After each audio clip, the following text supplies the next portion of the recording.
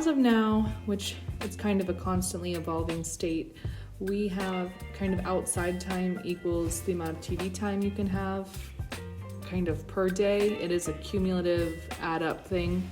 We don't do it every day. We always take Saturdays off.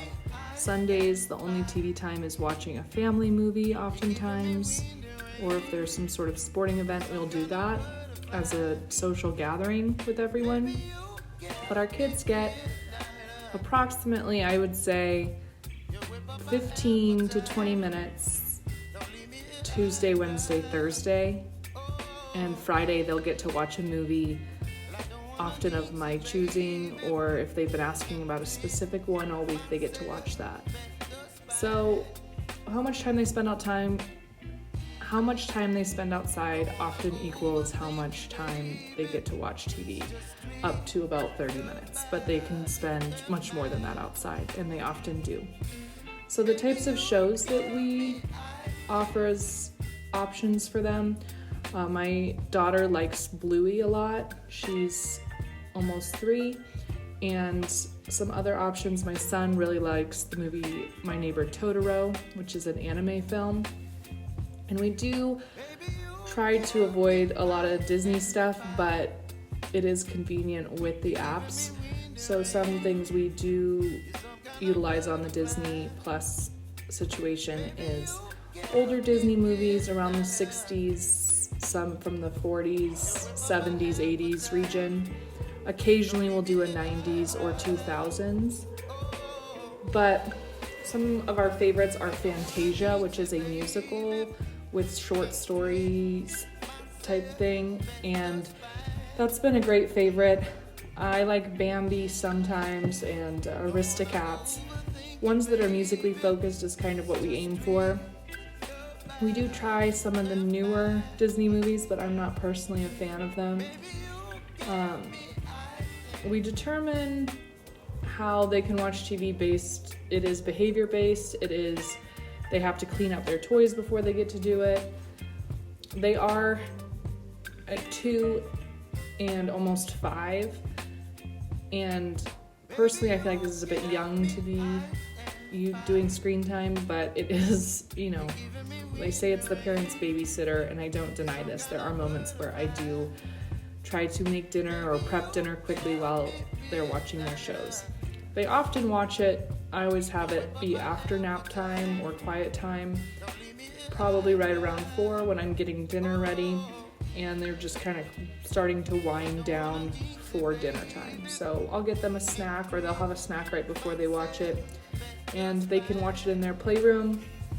And if it's Friday, their fun movie day, they get to watch it in my daughter's room. And I will plug the projector in, and we'll set it up and shut the shade so it's kind of a movie theater atmosphere and they can kind of chill out.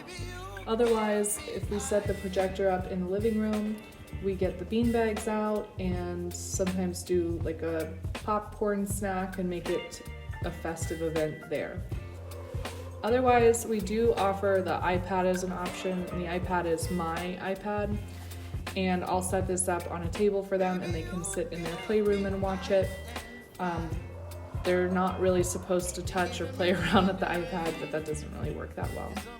When we have a babysitter, we do set the projector up, or when they're having some friends over, if we're having a big get-together, we can set the projector up outside on a projector wall so they can all watch a movie out in the yard. Or when they have a sitter, we'll set it up in the living room and kind of choose a movie ahead of time for the sitter to have them watch if that's what we're doing on a Friday night or so. But we don't have a traditional TV. We don't have any cable. We do have access to most of the streaming apps, but we stick to Paramount Plus has some good classic 90s shows, Bob the Builder, claymation style stuff, and then Disney Plus has some good movies as well as HBO. So those tend to be where we stick with shows and things. We have tried to find some specific for holiday type movies on YouTube, but the ads are always a problem. Overall, I'm really against our kids watching ads, and if they do, I try to call them out and say, hey, this is an advertisement. They're trying to get you to buy something. What is it you think they want you to buy? so we can kind of learn about that and become more aware of it. And that has been really successful so far, but we try to pay for the apps and stuff so we don't have to deal with ads. I do notice a correlation between the amount of TV watched and behavior. They tend to be wilder.